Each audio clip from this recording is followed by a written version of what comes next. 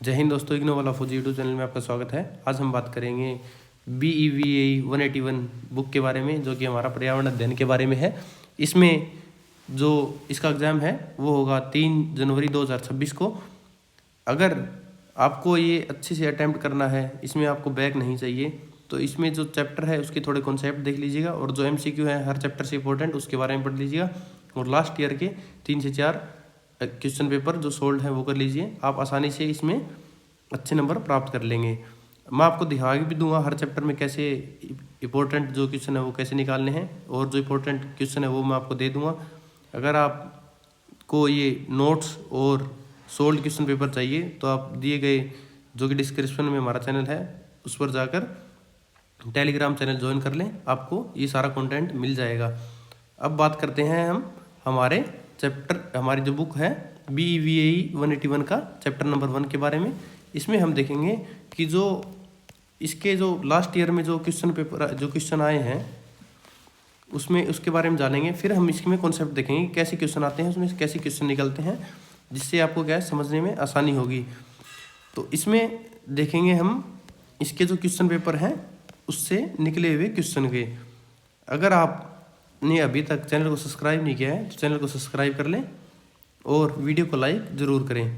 तो इसमें जो लास्ट ईयर के जो क्वेश्चन आए हैं उसमें देखते हैं, निम्न में से कौन सा पर्यावरण जैविक भाग है। पहला आ गया ताप, पौधे, खनिज और वर्षा। तो पर्यावरण का जैविक भाग जो जीवित भाग है वो कौन सा है?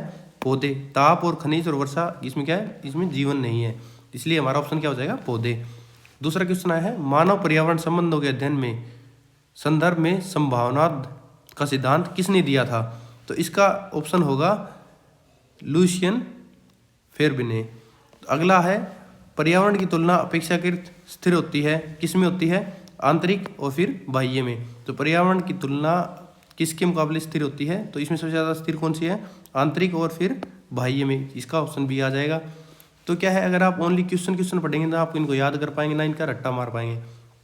इसलिए आपको थोड़ा बहुत कॉन्सेप्ट पढ़ना जरूरी है और जिसके इंपॉर्टेंट क्वेश्चन है वो भी पढ़ने जरूरी है। तो इसलिए मैं आपको इस जो सीरीज है BEVAE 181 की, इसमें आपको पूरा मैं जो इंपॉर्टेंट MCQ है वो पढ़ाऊंगा, 1 नंबर की जो 1 लाइन में क्वेश्चन है वो पढ़ाऊंगा और जो कॉन्सेप्ट है वो क्लियर कराऊंगा। ज़्यादा से ज़्यादा वीडियो कितने होगी? 20-25 मिनट की होगी। तो इसलिए आप इसको ध्यान से देखिए और एग्जाम जाकर आराम से दीजिए बेफिक्र होकर। आज 26 तारीख है, 26 और 27 को मैं इसके 15 के 15 चैप्टर अपलोड कर दूंगा, आप इसको ध्यान से देख सकते हैं। अगला है, पारिस्थितिक अभियोग इस धारणा को पूर्ण रूप से प्रतिपादित करता है। तो इसका आएगा सतत विकास है, इसके बारे में पढ़ेंगे। इसमें ये क्लियरली दिया गया है जो कि पारिस्थितिक अभियोग है इस धारणा को कौन सा करता है? सतत विकास। अगला है, ऑक्सफोर्ड शब्दकोश में विकास का अर्थ क्या होता है? जो ऑक्सफोर्ड डिक्शनरी है उसके हिसाब से विकास की डेफिनेशन क्या है? उत्पादन की अवस्था इसका है। तो ये आ जाएगा ऑप्शन ए हमारा। अगला है, विश्व पर्यावरण दिवस किस दिन मनाया जाता है? तो ये तो सभी को पता होगा, 5 जून को मनाया जाता है। अगला है, साइलेंट वैली परियोजना किस राज्य से संबंधित थी? तो ये इंडिया में आ जाएगा, केरल। अगला क्वेश्चन है, वर्तमान पीढ़ी की आवश्यकताओं को भावी पीढ़ियों द्वारा अपनी निजी आवश्यकताओं को पूरा करने की क्षमता को क्षति पहुँचाए बिना पूरा करना, यह परिभाषा किससे संबंधित है? तो यह है सतत विकास से संबंधित है, जिसमें आ जाएगा ऑप्शन बी। अगला है, किस वृक्ष को पर्यावरणीय संकेतक माना जाता है? तो इसमें पर्यावरणीय संकेतक कौन सा है? सफेदा यूपिलिटस जिसका वैज्ञानिक नाम है। तो इसमें ऑप्शन सी आ जाएगा। किस पर्यावरणविद ने सतत विकास को एक विचारधारा के रूप में माना है? तो इसका आ जाएगा हार्नेली ने।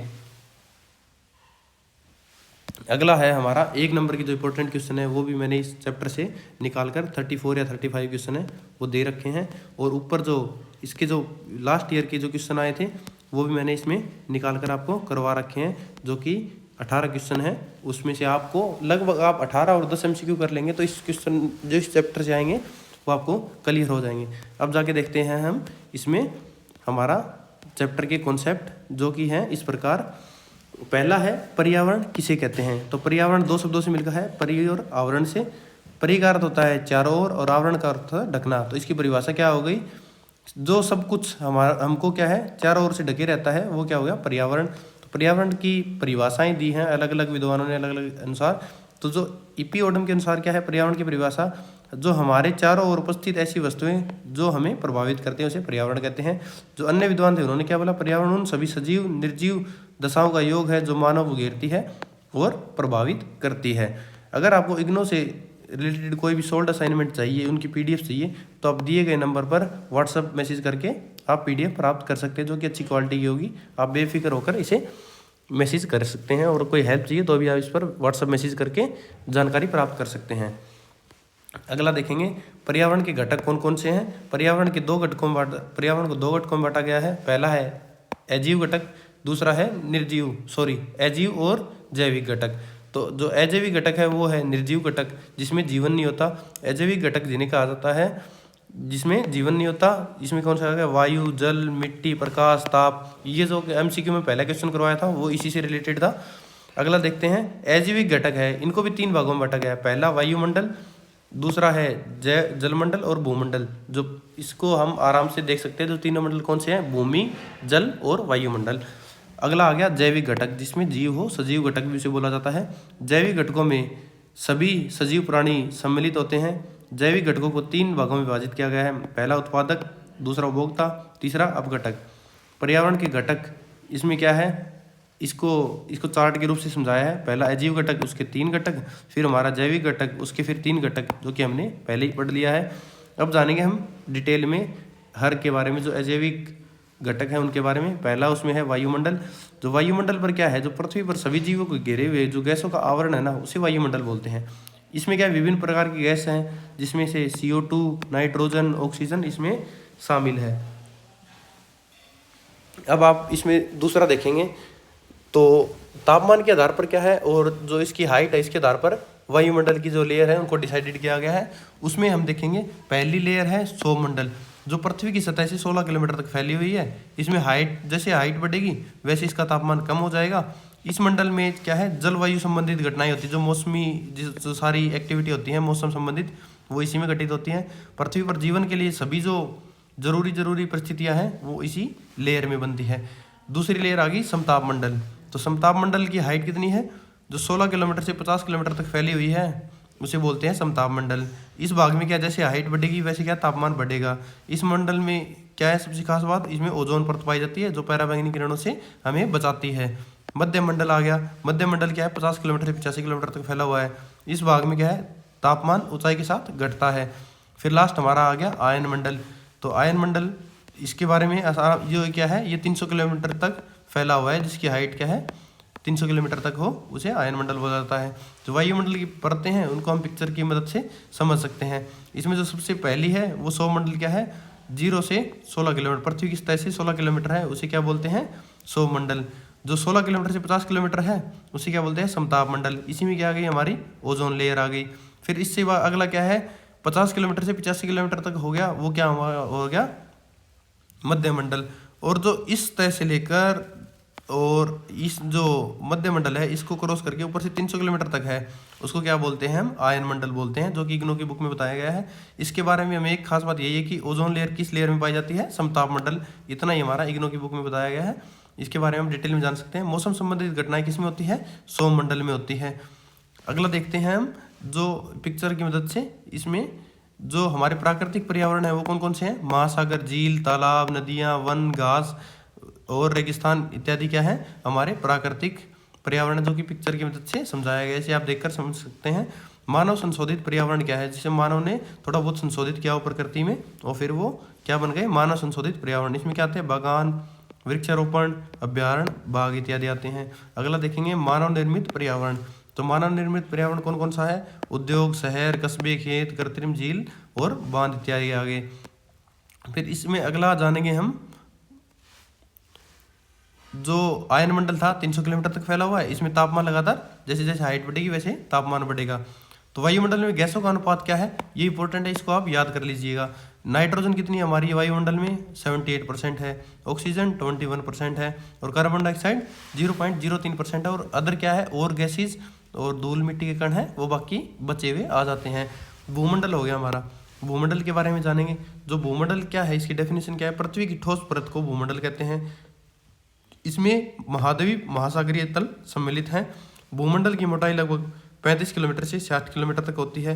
पृथ्वी का लगभग 29% भाग भूमि है, अदर क्या है समुद्र महासागर जो भी है वो इसमें शामिल है। और पृथ्वी पर केवल 29% ही भूमि भाग है जिसमें हम रहते हैं, और उसमें भी बहुत ही कम जगह पर जीवन भाग संभव है, क्योंकि और ऐसी जगह है जहाँ पर जीवन संभव नहीं है। भूमंडल को 3 भागों में विभाजित किया गया है। पहला है भूपर्पटी, फिर इससे नीचे जाएंगे तो ऊपरी मेंटल, निचली मेंटल, जिसे मेंटल की लेयर बोलते हैं। फिर जाएंगे केंद्र, केंद्र में कौन सा आ गया बाहरी केंद्र और आंतरिक केंद्र। इसमें क्या है चित्र की मदद से भी इसको समझ सकते हैं, और वैसे भी आप नॉर्मली समझ सकते हैं। पर जो पृथ्वी है उसकी जैसे जैसे गहराई तक जाएंगे, इसमें यहाँ लास्ट कौन सा है आंतरिक केंद्र, फिर यहाँ तक जाएंगे तो बाहरी केंद्र जिसकी हाइट कितनी है, जो केंद्र तक जाएंगे तो इसको जो पृथ्वी त्रिज्या भी बोलते हैं, जिसकी हाइट है 6365 किलोमीटर, 6365 किलोमीटर। और जो जो बाहरी केंद्र है उसकी हाइट कितनी है 5144 किलोमीटर। और जो निचला मेंटल है उसकी हाइट कितनी है 2885 किलोमीटर। जो ऊपरी मेंटल है वो है 660 किलोमीटर। और भूपर्वटी कितने तक है 200 किलोमीटर तक है, इसकी हाइट भी हमने दे दी है। अगला जानेंगे जलमंडल। जलमंडल पृथ्वी पर उपस्थित नदियाँ, झीलें, तालाब, सागर, महासागर इस श्रेणी में आते हैं।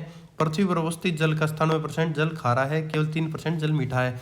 और ये केवल 3% नहीं, लेस देन 3% है, क्योंकि 3% से जल कम ही है जो हमारे पीने योग्य है, जो मीठा जल है। अगला जानेंगे हम पर्यावरण के बारे में। पर्यावरण क्या है, अकेला ये नहीं है कि भाई केवल विज्ञान तक सीमित हो गया, इसमें बहुत सारे चीज़ें जुड़कर इसको बनाया जाता है, जैसे प्रकृति, सामाजिक, आर्थिक, सांस्कृतिक, सामाजिक और पहलुओं को जोड़कर इसका अध्ययन किया जाता है। और इसके बारे में हम डिटेल में जानेंगे। पर्यावरण अध्ययन के केंद्र में है, और इसमें कौन कौन से विषय जुड़े हुए हैं। जो प्राकृतिक विज्ञान है, प्राकृतिक विज्ञान में कौन कौन सा है, जीव विज्ञान, वनस्पति विज्ञान, प्राणी विज्ञान, सूक्ष्म जीव विज्ञान, जैव रसायन और भूविज्ञान। तो इसमें क्या है प्राकृतिक विज्ञान में ये इतने सारे कॉन्सेप्ट जुड़े हुए हैं। फिर हम जानेंगे सामाजिक विज्ञान के बारे में। तो सामाजिक विज्ञान में क्या है, समाज शास्त्र, अर्थशास्त्र, राजनीति शास्त्र और मनोविज्ञान आते हैं, और जनसंख्या का अध्ययन भी आता है। अगला जानेंगे अनुप्रयुक्त एवं तकनीकी क्षेत्र में कौन कौन से आते हैं। कृषि आ गया, उद्योग, ऊर्जा, सूचना प्रौद्योगिकी और इंजीनियरिंग। ये सारे क्या है एक पूरा जो कॉन्सेप्ट है उसके अंदर कौन कौन से विषय आते हैं उनके बारे में डिटेल में दिया गया है। दूसरा है मानविकी। मानविकी में कौन सा आता है, दर्शन, नैतिकता और साहित्य आते हैं। पर्यावरण की जटिलता को समझने के लिए न केवल विज्ञान बल्कि सामाजिक, आर्थिक, सांस्कृतिक, राजनीतिक दृष्टिकोणों का भी ज्ञान आवश्यक होना चाहिए। तो अभी क्या है हम एग्जाम के हिसाब से पढ़ रहे हैं, तो इसलिए हम शॉर्ट में पढ़ रहे हैं। अगर इसको डिटेल में पढ़ा जाए तो बहुत ही अच्छा विषय है, जो आगे आने वाले कंपटीशन एग्जाम में भी इसकी मदद आपको मिलेगी। इसलिए आपको जो भी पढ़े थोड़ा अच्छे से पढ़ा, पूरी वीडियो ध्यान से देखिएगा। उदाहरण के रूप में देखें तो वनों की अंधाधुंध कटाई केवल क्या है जैविक समस्या नहीं है, बल्कि क्या सामाजिक इश्यू भी है, आर्थिक कारण भी होते हैं इससे उत्पन्न, और राजनीतिक समस्या भी उत्पन्न होते हैं। इस प्रकार विस्थापन, प्रदूषण जो होता है हमारा, जो कई प्रकार के होते हैं, वायु प्रदूषण, जल प्रदूषण, जल संकट जैसी समस्याएं केवल वैज्ञानिक नहीं बल्कि सामाजिक समस्याएं भी हैं। अंत में क्या देखते हैं, पर्यावरण अध्ययन एक स्वतंत्र विषय नहीं है, बहु विषयक विषय है। तो इसमें कोई भी एमसीक्यू आता है तो आराम से आप इसको अटेम्प्ट कर सकते हैं। अगला देखेंगे पर्यावरण अध्ययन का इतिहास। तो अंतर्राष्ट्रीय स्तर पर संयुक्त राष्ट्र संघ ने 1972 में स्टॉकहोम में मानव पर्यावरण पर सम्मेलन आयोजित किया था। और यह क्या है, सम्मेलन पर्यावरण संरक्षण के क्षेत्र में पहला मील का पत्थर माना जाता है। तो इसके बारे में क्या ऑप्शन आ सकता है, अंतर्राष्ट्रीय स्तर पर पहली बार मतलब जो मील का पत्थर साबित हुआ, ऐसा सम्मेलन कहाँ हुआ था, कब हुआ था। तो पहला कब हुआ था 1972 में, और कहाँ हुआ था स्टॉकहोम में हुआ था, जो हमारी इग्नू की बुक में दिया गया उसके हिसाब से। तो इसको पढ़ लीजिएगा, ये लास्ट में आए भी थे, ये क्वेश्चन इंपॉर्टेंट है, इसको ध्यान से देख लीजिएगा। अगला है पर्यावरण अध्ययन का इतिहास। पर्यावरण अध्ययन के विकास का इतिहास आधुनिक काल से जुड़ा है। प्रारंभिक काल में मानव और प्रकृति के बीच संतुलन बना हुआ था, किंतु औद्योगिक क्रांति के बाद यह संतुलन बिगड़ने लगा। औद्योगिक की स्थापना हो गई, शहरीकरण आ गया, जनसंख्या की वृद्धि हो गई, और प्राकृतिक संसाधन है उसका क्या है अत्यधिक दोहन होने लगा, और पर्यावरणीय समस्याएं उत्पन्न होने लगी, प्रदूषण बहुत ज़्यादा हो गया। और इसकी आज प्रेजेंट में कंडीशन देखें तो दिल्ली का जो आजकल सबसे हाईलाइटेड इश्यू है AQI, उसको आप देख सकते हैं, जो 1000 क्रॉस कर चुका है, जो एक मानव के लिए मानव क्या सभी जीवों के लिए एक बहुत ही दुर्दशा है। अगला देखेंगे, इन समस्याओं की गंभीरता से समझते हुए अंतर्राष्ट्रीय स्तर पर कई प्रयास किए गए हैं। पहला प्रयास कब हुआ 1972 में। पहला प्रयास नहीं है, मतलब मुख्य प्रयास है ये। इसमें कौन है, स्टॉकहोम सम्मेलन, जो कि 1972 में हुआ था। यह सम्मेलन संयुक्त राष्ट्र संघ के तत्वान में स्वीडन की राजधानी स्टॉकहोम में आयोजित किया गया। तो इसका आयोजन कहाँ हुआ? स्वीडन की राजधानी स्टॉकहोम में। जो ऑप्शन हमें आएगा उस पर आप टिक कर सकते हैं आराम से। 1972 में हुआ, स्वीडन की राजधानी स्टॉकहोम में हुआ। किसके द्वारा किया गया? संयुक्त राष्ट्र संघ द्वारा किया गया। इसे मानव पर्यावरण का पहला विश्व सम्मेलन माना जाता है। तो इसकी खासियत क्या है? इसे मानव पर्यावरण पर पहला विश्व सम्मेलन माना जाता है। इस सम्मेलन में पर्यावरण संरक्षण की आवश्यकता पर बल दिया गया था और पर्यावरण के प्रति वैश्विक जागरूकता बढ़ी थी। विश्व पर्यावरण दिवस कब मनाया जाता है? 5 जून को मनाया जाता है। इसका जो निर्णय है कब लिया गया था? स्टॉकहोम सम्मेलन के बाद प्रत्येक वर्ष 5 जून को पर्यावरण दिवस मनाने का निर्णय लिया गया था। तो एक इंपॉर्टेंट और क्वेश्चन हो गया, 5 जून का निर्णय कहाँ लिया गया था? स्टॉकहोम में 1972 में लिया गया था, जो कि संयुक्त राष्ट्र संघ के उसमें सम्मेलन में लिया गया। अगला देखते हैं तबिलिसी सम्मेलन, जो कि 1977 में हुआ। 1977 में यूनेस्को द्वारा जॉर्जिया के तबिलिसी शहर में पर्यावरण शिक्षा पर अंतर्राष्ट्रीय सम्मेलन आयोजित किया गया। तो इस पर आपको 1977 में हुआ, तबिलिसी शहर में हुआ, जो कि किस द्वारा किया गया? 1972 में यूनेस्को द्वारा किया गया और जॉर्जिया में तबिलिसी शहर में किया गया। और इस पर था पर्यावरण शिक्षा पर आधारित था और अंतर्राष्ट्रीय सम्मेलन था। इस सम्मेलन में पर्यावरण शिक्षा के उद्देश्य, सिद्धांत, कार्यक्षेत्र निर्धारित किए गए थे। अगला देखते हैं सम्मेलन कौन सा था?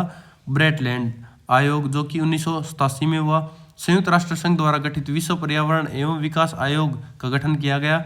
उसमें उसको क्या कहा गया? ब्रेटलैंड आयोग कहा गया। इस आयोग ने सतत विकास की अवधारणा प्रस्तुत की, जो कि आज हम आगे जाके सतत विकास के बारे में पढ़ेंगे। अगला जानते हैं 1992 में, ये इंपॉर्टेंट है और लास्ट में क्वेश्चन में आया भी था। 1992 में ब्राजील के रियो डी जेनेरो शहर में पृथ्वी सम्मेलन आयोजित किया गया। इस सम्मेलन में एजेंडा 21 को अपनाया गया, जिसका उद्देश्य पर्यावरण संरक्षण और विकास के बीच में संतुलन स्थापित करना था। अगला सम्मेलन कौन सा है? जोहान्सबर्ग सम्मेलन।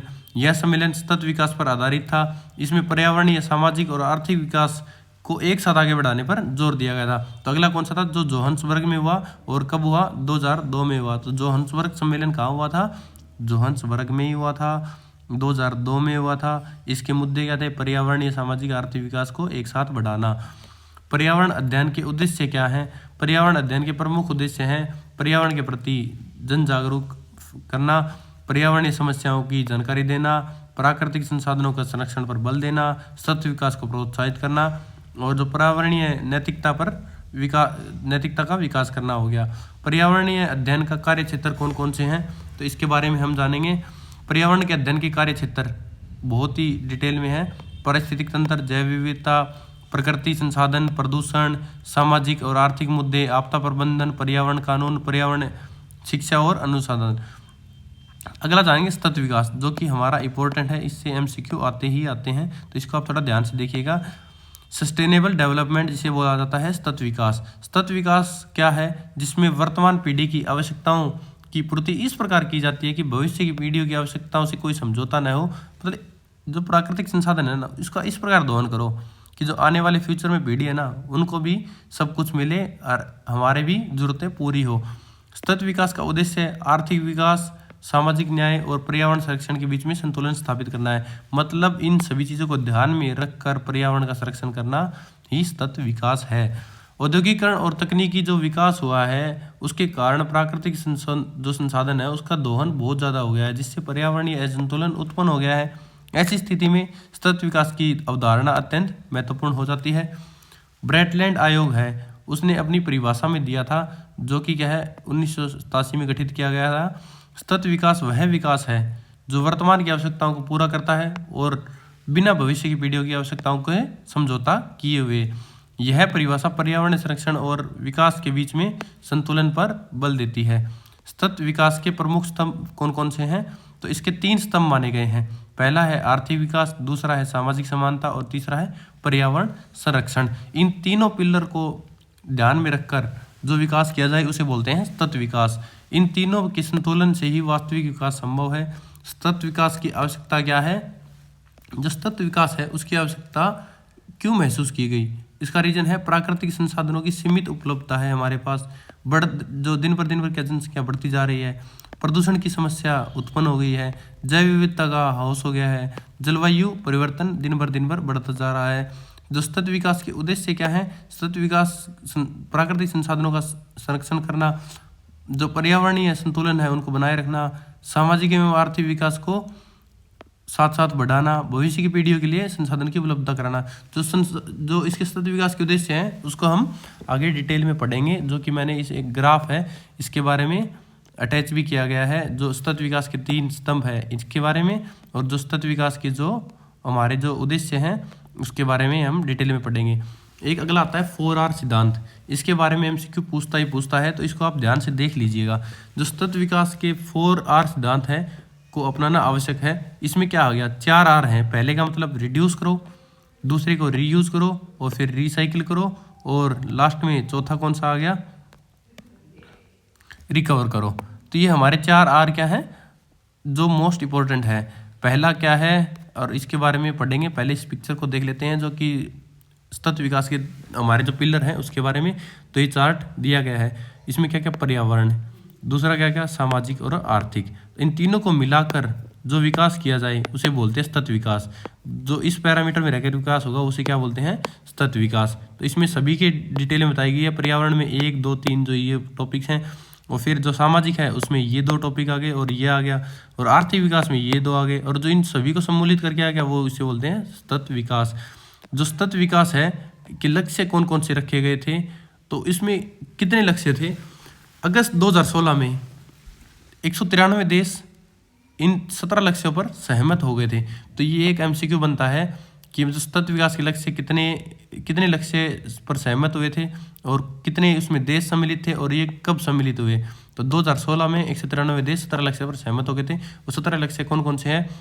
पूरा विश्व से गरीबी के सभी रूपों की समाप्ति करना, भूख की समाप्ति करना, खाद्य सुरक्षा और स्वस्थ जीवन को बढ़ाना, सभी आयु के लोगों में स्वास्थ्य सुरक्षा और स्वस्थ जीवन को बढ़ावा देना, समावेशी और न्यायसंगत गुणवत्ता युक्त शिक्षा सुनिश्चित करने के साथ ही सभी को सीखने का अवसर देना, लैंगिक समानता प्राप्त करने के साथ ही महिलाओं और लड़कियों को सशक्त करना, सभी के लिए स्वच्छता और पानी के सत प्रबंधन की उपलब्धता सुनिश्चित करना, सस्ती, विश्वसनीय, टिकाऊ, आधुनिक ऊर्जा तक पहुंच सुनिश्चित करना, सभी के लिए निरंतर समावेशी और सतत आर्थिक विकास, पूर्ण उत्पादक रोजगार और बेहतर कार्य को बढ़ावा देना, लचीले बुनियादी ढांचे, समावेशी सतत औद्योगिकरण को बढ़ावा देना, देशों के बीच और भीतर समानता को कम करना, सुरक्षित, लचीले और टिकाऊ शहर और मानव बस्तियों का निर्माण करना, स्थायी खपत और उत्पादन पैटर्न को सुनिश्चित करना,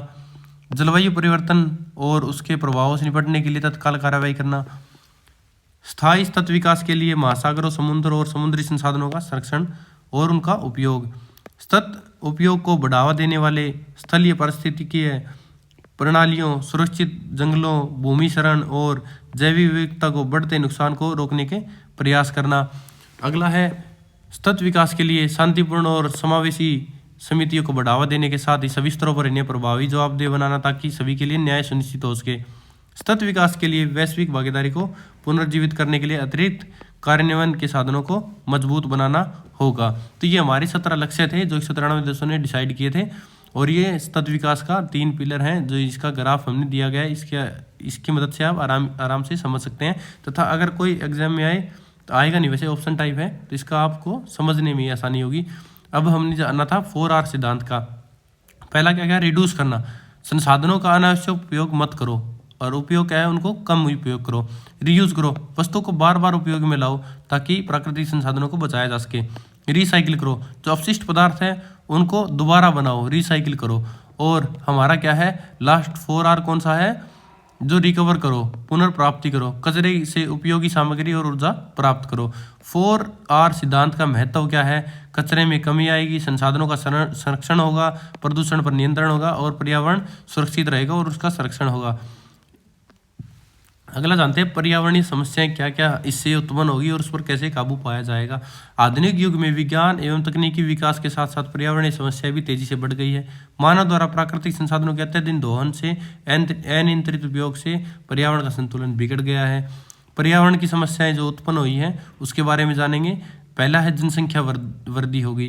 तेजी से बढ़ती जनसंख्या के कारण भोजन, आवास, जल, ऊर्जा एवं अन्य संसाधनों पर दबाव बढ़ रहा है। इसके परिणाम स्वरूप वनों की कटाई, प्रदूषण और संसाधनों पर अत्यधिक दोहन हो रहा है। तो जनसंख्या वृद्धि क्या है, पर्यावरण पर एक समस्या के रूप में उभर रही है। वनों की कटाई, औद्योगिकरण, कृषि विस्तार और शहरीकरण के कारण वनों का निरंतर विनाश हो रहा है। जो वनों की कटाई है वो दिन पर बढ़ती जा रही है। जैसे हम भारत में एग्जाम्पल के तौर पर देख सकते हैं, अभी लेटेस्ट में मुद्दा चल रहा है अरावली का।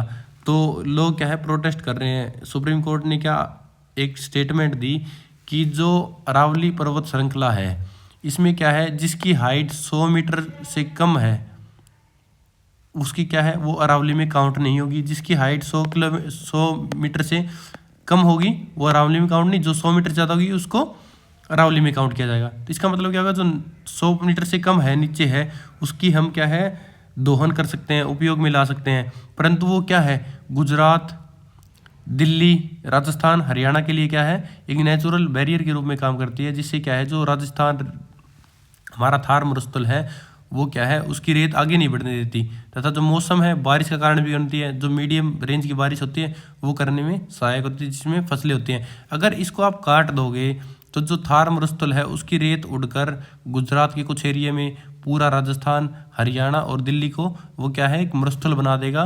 तो ये क्या है, लोग क्या है, अपने फायदे के लिए, बिजनेसमैन के फायदे के लिए, सरकार अपने फायदे के लिए क्या करती है, वनों की कटाई कर रही है। जो पर्वत श्रृंखला है उनको खत्म कर रही है। विकास का नाम लेकर इनका अत्यधिक दोहन हो रहा है। और अगर मान लो जनसंख्या वृद्धि है, पहले भारत में जो अभी जनसंख्या वृद्धि हो रही है वो उसमें विश्व में नंबर 1 पर आ गए हैं। आज के दिन जनसंख्या 140 करोड़ से क्रॉस कर गई है। अभी शायद क्या पता 150 करोड़ भी हो गई हो। अगर ऐसी जनसंख्या बढ़ती रही तो सोच के देखो, अगर 200 करोड़ जनसंख्या हो गई तो उनके रहने के लिए जगह, उनके खाने के लिए और जो उनका जीवन यापन है वो कैसे होगा।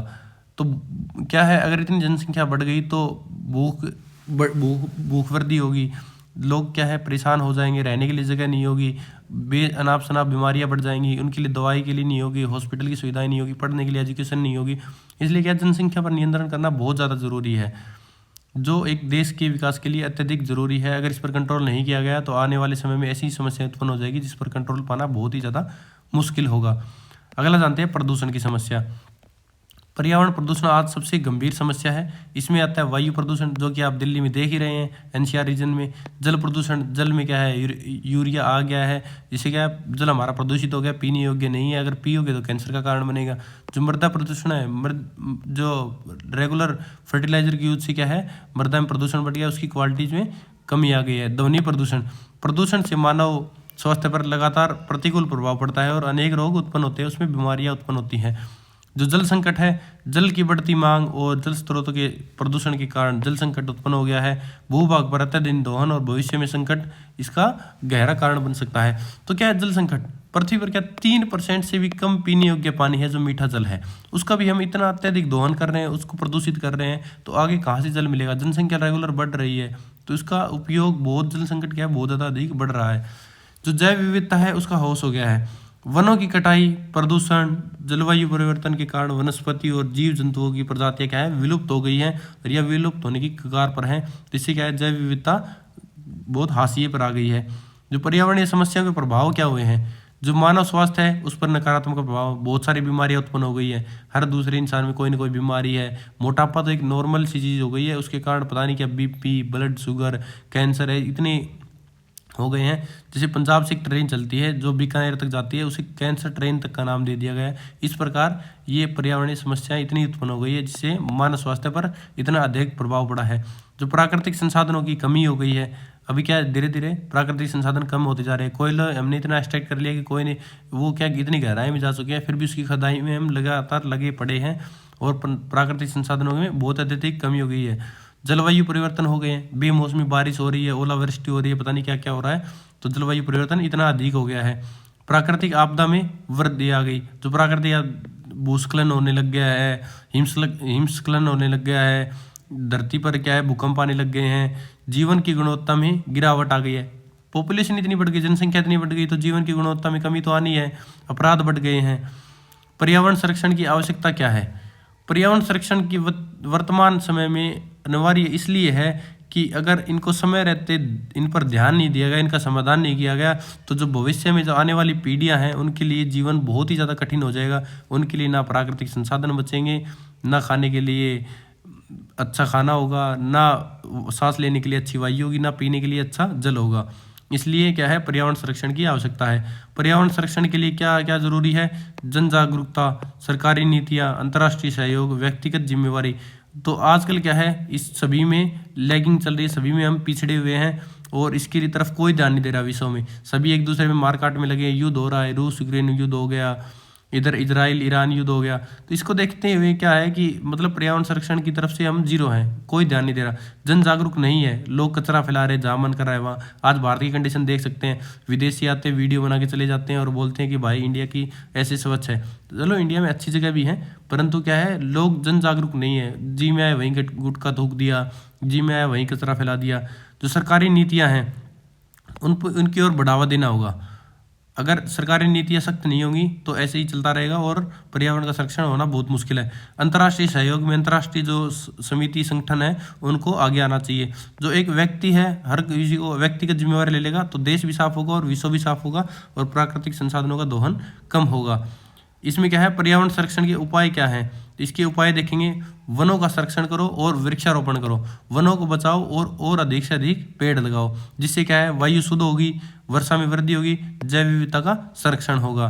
अगला देखते हैं, जल का संरक्षण करेंगे तो जो वर्षा का जल है उसको एकत्रित करेंगे, जो उसका संचयन करेंगे, जल के पे जो अत्यधिक बहाव हो रहा है उसको रोकेंगे, जो जल के स्रोत हैं उनको प्रदूषण होने से बचाएंगे, जो फैक्ट्री जो इंडस्ट्रीज लगी हैं उनके जो अपशिष्ट निकलते हैं उनको साफ पानी में मिलने से रोकना होगा। जो प्रदूषण पर नियंत्रण करना होगा, तो उसकी क्या है, जो औद्योगिक अपशिष्ट हैं उसको मिलने से बचाना होगा, स्वच्छ ईंधन का उपयोग करना होगा, ध्वनि प्रदूषण पर नियंत्रण करना होगा। अगला देखते हैं, ऊर्जा के संसाधनों का संरक्षण कैसे करेंगे।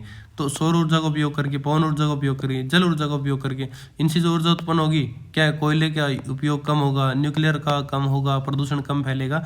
इसलिए क्या है, जो बार बार रिपीटेशन में हम यूज़ कर सकते हैं, फ्री की ऊर्जा है, सौर ऊर्जा है, पवन ऊर्जा है, पवन चक्की का इस्तेमाल करिए, जल ऊर्जा, बांध आदि बना के। पर इसके थोड़े नुकसान भी है, परंतु इसके फायदे भी अनेक हैं। जन जागरूक होना, ये सबसे अत्यधिक मैं मानता हूँ सबसे ज़्यादा जरूरी है, वो जन जागरूक होना। अगर जन जागरूक हो गया तो ये सारी समस्या अपने आप खत्म हो जाएगी। इसलिए इसका सबसे ज़्यादा रोल है जन जागरूकता। विद्यालयों, महाविद्यालयों, मीडिया, सामाजिक संगठन के माध्यम से पर्यावरण शिक्षा का प्रसार किया जाना चाहिए। विद्यालय में बच्चों को पढ़ाना चाहिए पर्यावरण के बारे में, उसके संरक्षण के बारे में। महाविद्यालय, कॉलेज में, मीडिया पर इसका थोड़ा बहुत होना चाहिए। एडवर्टाइजमेंट आ रही है उसके बीच में थोड़ा दिखा दो, या इस स्पेशल टॉपिक के बारे में बता दो।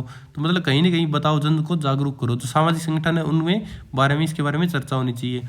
अगला देखते हैं, सरकार एवं कानून की भूमिका क्या है। जो पर्यावरण संरक्षण के लिए सरकार द्वारा बहुत सारे कानून बनाए गए हैं, परंतु आजकल अपने फायदे के लिए उसका कोई फॉलो नहीं कर रहा है, सरकार भी नहीं कर रही है इसका फॉलो। पर्यावरण संरक्षण अधिनियम बनाए गए, जल प्रदूषण जो निवारण है उसका अधिनियम बनाया गया, वायु अधिनियम बनाया गया। इन कानूनों का प्रभावी क्रियान्वयन आवश्यक है, इनको प्रभावी रूप से लागू करना चाहिए। जो व्यक्तिगत स्तर पर पर्यावरण का संरक्षण है वो किस प्रकार हो सकता है? प्लास्टिक का कम उपयोग करो, सार्वजनिक परिवहन का प्रयोग करो जिससे प्रदूषण कम फैलेगा, कचरे का पृथक्करण करो, अलग अलग कचरा डालो ताकि बाद में इसमें परेशानी ना हो। 4R के सिद्धांत है जो हमने ऊपर पढ़ाए थे, उसका पालन करो। अगला देखते हैं, इसमें पर्यावरण संरक्षण में जो भूमिका है वो और पर्यावरण शिक्षा के उद्देश्य के बारे में जानेंगे। पर्यावरण शिक्षा के क्या उद्देश्य हैं जो कि हम लास्ट में पढ़ चुके हैं, जो सतत विकास है उसमें। अगला जानेंगे, वर्तमान समय में पर्यावरण समस्या तेजी से कैसे बढ़ रही है। प्रदूषण बढ़ गया, जल संकट बढ़ गया, वनों की कटाई, जल वायु परिवर्तन हो गया। ये हम सारे डिटेल में पढ़ चुके हैं। ये जागरूकता के बारे में भी हम पढ़ चुके हैं। और जन भागीदारी के माध्यम से हम क्या है, प्रकृति को बचा सकते हैं। इसमें क्या है, स्वच्छता अभियान चला सकते हैं, वृक्षारोपण, वनों को पेड़ लगा कर सकते हैं, जल का संरक्षण, जल को बचा कर सकते हैं। और जो पर्यावरण संरक्षण में जन सहभागिता, ये हम सारे पढ़ चुके हैं। जो इसमें क्या है और क्या कर सकते हैं, जन सहभागिता के रूप में भी पर्यावरण संरक्षण किया जा सकता है। जैसे NGOs हो गए, स्वैच्छिक संगठन है, वो क्या करते हैं, इनके हेल्प से भी कर सकते हैं। जन जागरूकता फैलाएं, वृक्ष लगाएं, प्रदूषण पर नियंत्रण करें। जो सामुदायिक प्रयास भी कर सकते हैं और फिर इसके जन आंदोलन भी कर सकते हैं। जन आंदोलन कर नहीं सकते, हुए हैं हमारे पास्ट में। हमारे जो प्राकृतिक धरोहर है उनको बचाने के लिए चिपको आंदोलन उत्तराखंड में चलाया गया था। नर्मदा नदी प्रदूषण बचाने के लिए नर्मदा बचाओ आंदोलन चलाया गया था। इस प्रकार के जन आंदोलन चले हैं और जो आज भी जरूरत है उनको चलाने के लिए, जैसे आज प्रोटेस्ट आज के दिन प्रेजेंट में बात करूँ चल रहा है अरावली को बचाने के लिए। कि सेब अरावली को काटने से बचाओ, उसका दोहन से बचाओ। पर्यावरण संरक्षण में सरकार की भूमिका क्या रही है? उन्होंने सरकार ने कानूनों का निर्माण किया है, नियमों का लागू किया है, पर्यावरणीय प्रभाव आकलन किया है, जन जागरूकता कार्यक्रम भी चलाए हैं। तो पर्यावरण के संरक्षण है, व्यक्तिगत दायित्व क्या रहता है? जल और बिजली की बचत करो, प्लास्टिक का कम उपयोग करो, कचरे का पृथक्करण करो, सार्वजनिक परिवहन का उपयोग करो, 4R का सिद्धांत का पालन करो। और एक मेरी तरफ से भी ऐड कर लो, कोई भी लोग हो, कोई भी हो, खुद को ऐसा नियम बना लो कि मैं गंदगी नहीं फैलाऊंगा, मैं अत्यधिक जल का उपयोग नहीं करूंगा, जल को बहने से बचाऊंगा, जो अत्यधिक जल का उपयोग हो रहा है उसको, बिजली का कम से कम खपत करूंगा, जब यूज़ में ना हो पंखे नहीं चलाऊंगा, लाइट नहीं जलाऊंगा, प्लास्टिक का यूज़ कम से कम करूंगा और करने के बाद उसे फेंकना होगा तो ऐसे नहीं फेंकूंगा, डस्टबिन में डालूंगा। और जो अलग अलग कचरा है, गीला कचरा, सूखा कचरा, उसको अलग अलग डालूंगा। और सार्वजनिक परिवहन का उपयोग करूंगा ताकि ईंधन की खपत कम हो और वायु प्रदूषण कम फैले। ये एक पर्सनली लेवल पे आप कर सकते हैं। तो इसमें क्या है, अब हम पढ़ेंगे एमसीक्यू क्वेश्चन थे हमने जो देखे थे, और अब हम देखेंगे वन लाइन क्वेश्चन जो हम वो पढ़ चुके हैं। वन लाइन क्वेश्चन जो प्रीवियस ईयर के क्वेश्चन पेपर में आए हैं उसके बारे में डिटेल में है। जो संयुक्त राष्ट्र संघ ने वर्ष 1972 में विश्व पर्यावरण सम्मेलन कहाँ आयोजित किया था, तो इसके बारे में मैंने आपको ऊपर पढ़ाया भी था। कहाँ? स्वीडन की राजधानी स्टॉकहोम में। सतत विकास किस आयोग से संबंधित है? जो ब्रेटलैंड है इस आयोग से संबंधित है। ब्रेटलैंड की इसकी टाइम भी बताया था, आयोग कब गठित किया गया था, आप ऊपर जाकर पढ़ सकते हैं। भारत में किन किन वृक्षों को पवित्र और पूज्य माना जाता है? तो भारत में क्या है, तुलसी को, आम को, पीपल को, देवदार के पेड़ को, इनको पूजनीय माना जाता है। पर्यावरण शिक्षा का अध्ययन किन किन स्तरों पर आरंभ किया जाना चाहिए? बाल स्तर पर, प्राथमिक विद्यालय स्तर पर, माध्यमिक विद्यालय स्तर पर, महाविद्यालय पर, विश्वविद्यालय स्तर पर इसके शामिल किया जाना चाहिए। पर्यावरण से आपका क्या अभिप्राय है? पर्यावरण का संबंध उस वातावरण एवं परिस्थितियों से जिसमें मनुष्य एवं जीव जंतु रहते हैं। पर्यावरण को दो भागों में विभाजित किया जा सकता है, भौतिक पर्यावरण और सांस्कृतिक मानव निर्मित पर्यावरण में। पर्यावरण के तीन घटक कौन कौन से हैं? अजैविक घटक, जैविक घटक और मानव घटक। वैसे ऊपर हमने दो ही पढ़ा था, अगर एग्जाम में आए तो दो ही होंगे, अजैविक घटक, जैविक घटक और यही। और अगर आप इसको डिटेल में अगर तीनों आते हैं तो इसमें आप तीनों को शामिल कर सकते हैं। वो आपकी बेस्ट ऑफ नॉलेज के हिसाब से ऑप्शन में डिसाइड करेंगे, जैसे ऑप्शन आएगा वैसे डिसाइड करेंगे। पारिस्थितिक से आप क्या समझते हैं? भौतिक पर्यावरण एवं जीव के बीच में होने वाली पारस्परिक क्रियाओं के अध्ययन को पारिस्थितिक अध्ययन कहा जाता है। ये इसकी डेफिनेशन आती है पारिस्थितिकी की, तो आप इसमें बता सकते हैं। जो भौतिक पर्यावरण है और जो जीवों के बीच में होने वाली जो पारस्परिक क्रियाएं हैं उनको क्या बोलता है? पारिस्थितिक। जीव विज्ञान की वे कौन सी शाखाएं हैं जो पर्यावरण अध्ययन में सहायता करती हैं? तो जीव विज्ञान की कौन सी शाखाएं हैं? वनस्पति शास्त्र और प्राणी शास्त्र, बॉटनी और जूलॉजी। जो आप कॉलेज में जाओगे तब आपको ये सब्जेक्ट भी मिलते हैं, आप उसमें सब्जेक्ट सेलेक्ट करेंगे तो एक इंडिविजुअल सब्जेक्ट भी हैं। तो जीव विज्ञान की शाखाएं क्या है जो पर्यावरण अध्ययन में सहायता करती है, कौन सी है? बॉटनी और जूलॉजी, जिसे आप बोलते हैं वनस्पति शास्त्र और प्राणी शास्त्र। पर्यावरण की रासायनिक भौतिक संरचना समझने के लिए हमें किन किन विज्ञानों का सहारा लेना पड़ता है? तो पर्यावरण की रासायनिक क्रिया के लिए रसायन शास्त्र हो गया, केमिस्ट्री पढ़ेंगे, और भौतिक संरचना के लिए हम फिजिक्स पढ़ेंगे जिसे भौतिक शास्त्र बोलते हैं। वर्ष 1972 के स्टॉकहोम में आयोजित होने वाले विश्व पर्यावरण सम्मेलन में कितने देशों ने भाग लिया था? तो इसमें लिया था 119 देशों ने। लाइकेन को पर्यावरण का सूचक क्यों माना जाता है? लाइकेन वायु प्रदूषण के प्रति अत्यंत संवेदनशील होते हैं, इसलिए इसको पर्यावरण का सूचक माना जाता है। पॉलीथीन के पैकिंग और निष्कासन के प्रयोग पर विशेष ध्यान क्यों दिया जा रहा है? क्योंकि वह जैव अवक्रमणीय नहीं है, ये बायोडिग्रेडेबल नहीं है, इसका क्या है, ये ख़त्म नहीं हो सकता, यह किसी न किसी अवस्था में अवेलेबल रहेगा और इसको पूरी तरह नष्ट नहीं किया जा सकता, इसलिए इसका निष्कासन के प्रयोग पर विशेष ध्यान दिया जाता है। पर्यावरण के तत्वों को किन वर्गों में बांटा जाता है? तो पर्यावरण के तत्वों को 3 भागों में बांटा जाता है, अमूर्त, अजैविक और जैविक। वायुमंडल की कौन सी गैस ओजोन परत को नुकसान पहुंचाती है? तो क्लोरोफ्लोरोकार्बन है, CFC बोलते हैं इसे शॉर्ट में। तो इसको क्या बोलते हैं? वायुमंडल की जो ओजोन गैस है उसमें ये नुकसान पहुंचाती है। इसका ओजोन का क्या एक फॉर्मूला होता है केमिकल, जिसे बोलते हैं O3। तो O3 होती है ओजोन गैस, और ओजोन गैस से मिलकर एक परत बनती है जो समताप मंडल में होती है और उसको नुकसान पहुंचाती है क्लोरोफ्लोरोकार्बन।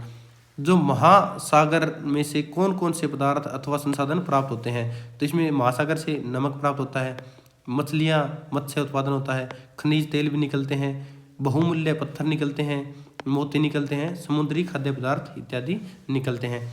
ये हम पहले ही कर चुके हैं इसको डिटेल में। आगे हम देखेंगे जो मैंने एक एक नंबर के इस चैप्टर से क्वेश्चन निकाले हैं उनके बारे में। पर्यावरण शब्द किन दो शब्दों से मिलता है? परि और आवरण। पर्यावरण का अर्थ क्या है? चारों ओर उपस्थित सभी जैविक और अजैविक तत्वों का समुच्चय। पर्यावरण के मुख्य घटक कितने हैं? 3 घटक हैं। पर्यावरण के 3 घटक कौन कौन से हैं? जैविक, अजैविक और मानव घटक हैं। तो ये मोस्ट इंपॉर्टेंट है, इसको आप ध्यान से देख लीजिएगा। पर्यावरण के 3 घटक कौन कौन से हैं? अजैविक घटकों के उदाहरण दो। अजैविक कौन कौन से हैं? ये भी हम पढ़ चुके हैं। जैविक घटक कौन कौन से हैं? तो जीवन में जो जैविक घटक है वो ये हैं, आप ध्यान से देख लीजिएगा। मानव घटक से क्या अभिप्राय है? मानव द्वारा निर्मित सामाजिक सांस्कृतिक तत्वों को मानव घटक बोला जाता है। वायुमंडल में नाइट्रोजन 78% है, ऑक्सीजन 21% है। ओजोन परत समताप मंडल में पाई जाती है। ओजोन परत का मुख्य कार्य पराबैंगनी किरणों को पृथ्वी से बचाना, पृथ्वी को पराबैंगनी किरणों से बचाना ओजोन परत का काम है। भूमंडल क्या है? पृथ्वी की ठोस भारी परत को भूमंडल बोला जाता है। जलमंडल से क्या अभिप्राय है? नदियाँ, झील, समुद्र, महासागर में क्या बोलते हैं हम इसको? जलमंडल बोलते हैं। पृथ्वी का कुल कितना भाग खारा है? पृथ्वी पर कुल जल का कितना % खारा पानी है? तो 97% है। पारिस्थितिकी क्या है? जीवों और पर्यावरण के बीच में संबंध होते हैं, उसको पारिस्थितिकी बोलते हैं। पर्यावरण अध्ययन को बहुविषयक क्यों कहा जाता है? क्योंकि इसमें कई विषयों का समावेश होता है, इसलिए इसमें क्या बोला जाता है? पर्यावरण अध्ययन को बहुविषयक। पर्यावरण अध्ययन में जीव विज्ञान की कौन सी शाखाएं आती हैं? वनस्पति शास्त्र और प्राणी जूलॉजी, और अभी जो बोटनी आपको बताया था। पर्यावरण शिक्षा का मुख्य उद्देश्य क्या है? पर्यावरण के प्रति जागरूक करना। विश्व पर्यावरण दिवस 5 जून को मनाया जाता है। 1972 में विश्व पर्यावरण सम्मेलन कहाँ हुआ था? स्टॉकहोम, स्वीडन की राजधानी में। स्टॉकहोम सम्मेलन में कितने देशों ने भाग लिया था? 119 देशों ने। सतत विकास की अवधारणा किस आयोग से संबंधित है? ब्रैटलैंड से। सतत विकास की परिभाषा किसने दी? GH ब्रैटलैंड ने दी। सतत विकास का मुख्य सिद्धांत क्या है? वर्तमान आवश्यकताओं की पूर्ति भविष्य को नुकसान पहुंचाए बिना। लाइकेन को पर्यावरण का सूचक क्यों माना जाता है? क्योंकि यह वायु प्रदूषण में संवेदनशील है। CFC का पूरा नाम क्लोरोफ्लोरोकार्बन। CFC किसे नुकसान पहुंचाता है? ओजोन परत को। पर्यावरण को कितने भागों में बांटा गया है? 2 भागों में। पर्यावरण के 2 वर्ग कौन कौन से? 2 भाग कौन से हैं? भौतिक और सांस्कृतिक है। जो साइलेंट वैली परियोजना किस राज्य से संबंधित है? केरला जैसे। पर्यावरण संरक्षण में जन सहभागिता क्यों आवश्यक है? संरक्षण को प्रभावी बनाने के लिए। 4R का पहला सिद्धांत क्या है? रिड्यूस, कम उपयोग करो। दूसरा कौन सा है? अगर चारों रूप कौन कौन से हैं? पहला रिड्यूस, दूसरा रीयूज, तीसरा रिसाइकल, चौथा रिकवर। तो पहले तो कम ही उपयोग करो, फिर क्या है? बार बार उपयोग करो। रिसाइकल दोबारा बनाओ, उसको रिकवर करो, उसे दोबारा प्राप्त करो। महासागरों से कौन कौन सा प्रमुख संसाधन प्राप्त होते हैं? मत्स्य संसाधन प्राप्त होते हैं। तो ये हमारे क्या थे? मोस्ट इंपॉर्टेंट क्वेश्चन थे, जिसको हमने पढ़ लिया है। ऐसे ही हमारा चैप्टर 1 क्लियर होता है। अब अगली वीडियो में देखेंगे हम चैप्टर नंबर 2। तब तक के लिए जय हिंद, जय भारत। अगर चैनल को सब्सक्राइब नहीं किया, चैनल को सब्सक्राइब कर लें और वीडियो को लाइक जरूर करें।